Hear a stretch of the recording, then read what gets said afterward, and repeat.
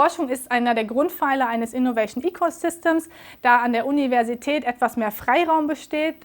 Man kann Themen auch mal aus anderen Blickwinkeln betrachten. In einem Business ist es ja meistens so, dass man den Zwang hat oder die Vorgabe hat, dass man direkt monetären Mehrwert kreiert, und das ist an der Uni nicht so. Das heißt, das ist für mich eine der Grundlagen überhaupt für ein Innovation Ecosystem. Ich würde zunächst erst mal sagen, jede Universität ist natürlich ein eigenes Ökozentrum für Innovation.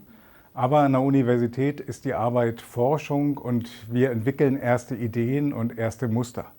Und ich glaube, was sehr wichtig ist, dahinter ein Ökosystem zu bauen, auch in Verbindung mit Unternehmen, die diese ersten Ideen und Muster aufnehmen und daraus versuchen, auch wirklich Produkte zu bauen, die hinterher dann erfolgreich in den Markt eingebracht werden können. Für E.ON ist die Kooperation mit externen Forschungseinrichtungen sehr, sehr wichtig, weil wir direkt am Puls der Zeit sind und dann auch direkt Ideen und neue Trends von der Uni aufgreifen können. Und auf der anderen Seite für die Universität ist es total interessant, dass die Forschenden direkt an praxisnahen Fragestellungen arbeiten können, und zusammen können wir daraus dann innovative Lösungen für unser Business generieren. E.ON ist sehr früh als Stifter auf die RWTH Aachen zugegangen und hat gesagt, wir wollen ein neues Institut an der RWTH Aachen haben, was viele Aspekte in der Energietechnik abdeckt, die wir heute eigentlich gar nicht adressieren. Und damals war E.ON noch ein Unternehmen, was stark von Kraftwerken gelebt hat und nicht im Lösungsgeschäft als zentrales Element aufgestellt war. Und wir konnten dann ein neues Forschungszentrum an der RWTH bauen, wo viele Themen, die heute wichtig sind für E.ON, damals schon im Rahmen von Forschungsaktivitäten durchgeführt werden konnten. Und ohne dieses starke, auch finanziell starke Engagement von E.ON hätten wir so ein Zentrum an der RWTH Aachen nicht aufbauen können.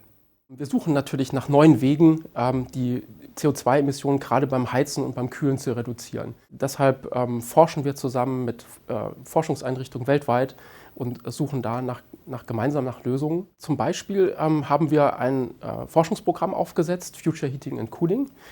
Dort haben wir verschiedene Themenfelder identifiziert, die speziell auf die Wärmewende einzahlen. Das ist zum ersten die Elektrifizierung der Wärme. Wärmepumpen sind in aller Munde, sind sehr bekannt, und das ist eine Säule der Wärmewende, eine Schlüsseltechnologie, die da hilft. Es gibt aber auch natürlich noch andere Möglichkeiten zu elektrifizieren, und das kann einen großen Impact haben, da wir in Zukunft wahrscheinlich große Mengen an erneuerbaren Strom haben werden.